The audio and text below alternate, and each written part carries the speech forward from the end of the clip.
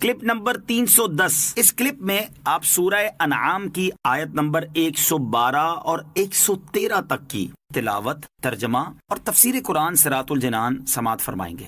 بسم اللہ الرحمن الرحیم۔ ترجمہ: اللہ کے نام سے شروع جو نہایت مہربان رحمت والا ہے۔ وَكَذَلِكَ جَعَلْنَا لِكُلِّ نَبِيٍّ عَدُوًّا شَيَاطِينَ الْإِنسِ وَالْجِنِّ يُوحِي بَعْضُهُمْ إِلَى بَعْضٍ زُخْرُفَ الْقَوْلِ غُرُورًا وَلَوْ شَاءَ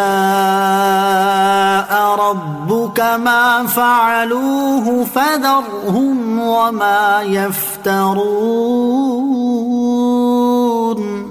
ترجمہ: اور اسی طرح ہم نے ہر نبی کا دشمن بنایا انسانوں اور جنوں کے شیطانوں کو، ان میں ایک دوسرے کو دھوکہ دینے کے لیے بناوٹی باتوں کے وسوسے ڈالتا ہے، اور اگر تمہارا رب چاہتا تو وہ ایسا نہ کرتے، اور تم انہیں اور ان کی بناوٹی باتوں کو چھوڑ دو۔ وَكَذَلِكَ جَعَلْنَا لِكُلِّ نَبِيٍّ عَدُوًّا، اور اسی طرح ہم نے ہر نبی کے دشمن کیے ہیں۔ کفار مکہ کی مخالفت اور ایذاء رسانیوں کی وجہ سے سرکار دو عالم صلی اللہ تعالی علیہ وآلہ وسلم بہت رنجیدہ تھے۔ اس پر اللہ تعالیٰ اپنے حبیب صلی اللہ تعالی علیہ وآلہ وسلم کو تسلی دیتے ہوئے فرما رہا ہے کہ اے حبیب صلی اللہ تعالی علیہ وآلہ وسلم، جس طرح یہ کفار آپ کی مخالفت اور دشمنی میں سرگرم ہیں، اسی طرح آپ سے پہلے جتنے انبیاء اور رسول علیہ الصلوۃ والسلام گزرے ہیں، سب کی قوم کے کافر چاہے انسان ہوں یا جن ان کے دشمن تھے۔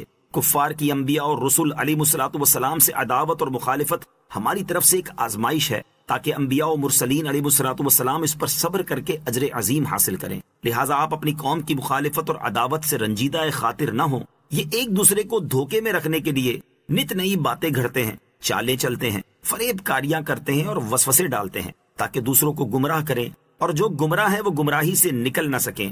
نیز یہاں بھی ملوز خاطر رہے کہ اگر اللہ عز و جل چاہتا تو وہ ایسا نہ کرتے، لیکن اللہ تعالیٰ اپنی حکمت سے نظام کائنات چلا رہا ہے، اور کفر و ایمان، خیر و شر دونوں کے مد مقابل رہنے میں اس کی حکمتیں ہیں۔ لہٰذا آپ انہیں اور ان کے دھوکے اور فریب کی خوشنما باتوں کو چھوڑ دیں اور صبر کریں۔ اللہ عز و جل انہیں بدلہ دے گا، رسوا کرے گا، اور آپ صلی اللہ تعالی علیہ وسلم کی مدد فرمائے گا۔ آیت مبارکہ سے یہ بھی معلوم ہوا کہ تمام نبیوں کے دشمن ضرور ہوئے ہیں، ایسے ہی علماء اور اولیاء کے دشمن بھی ضرور ہی ہوتے ہیں۔ شیاطین الانس والجن، انسانوں اور جنوں کے شیطان۔ اس کی تفسیر میں علماء کے دو قول ہیں۔ نمبر 1، جنوں میں بھی شیطان ہوتے ہیں اور انسانوں میں بھی، کیونکہ شیطان ہر سرکش و نافرمان کو کہتے ہیں، چاہے وہ انسان ہو یا جن۔ نمبر 2، جنوں اور انسانوں کے شیطان سے مراد ابلیس کی اولاد ہے۔ ابلیس نے اپنی اولاد کو 2 حصوں میں تقسیم کر دیا، ایک گروہ انسانوں کو وسوسہ ڈالتا ہے اور ایک گروہ جنوں کو وسوسہ ڈالتا ہے۔ خفیہ بات سے مراد وسوسے اور فریب کی باتیں ہیں۔ وَلِتَصْغَىٰ إِلَيْهِ أَفْئِدَةُ الَّذِينَ لَا يُؤْمِنُونَ بِالْآخِرَةِ وَلِيَرْضَوْهُ وَلِيَقْتَرِفُوا مَا هُم مُقْتَرِفُونَ۔ ترجمہ: اور تاکہ آخرت پر ایمان نہ لانے والوں کے دل ان بناوٹی باتوں کی طرف مائل ہو جائیں، اور تاکہ وہ ان باتوں کو پسند کر لیں اور وہ اسی گناہ کا ارتکاب کریں جس کے یہ خود مرتکب ہیں۔ وَلِتَصْغَىٰ إِلَيْهِ أَفْئِدَةٌ، اور اس لیے کہ اس کی طرف دل جھکیں۔ اس سے پہلی آیت میں بیان ہوا کہ انسانوں اور جنوں میں سے جو مردود ہیں وہ ایک دوسرے کو دھوکہ دینے کے لیے بناوٹی باتوں کے وسوسے ڈالتے ہیں۔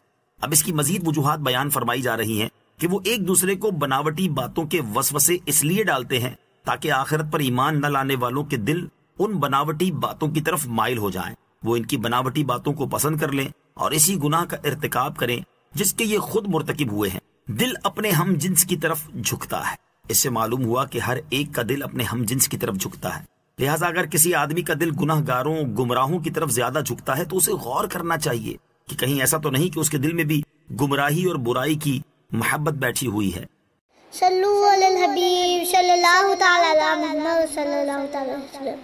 مجھے اپنی اور ساری دنیا کی لوگوں کی اصلاح کی کوشش کرنی ہے انشاءاللہ عز و جل۔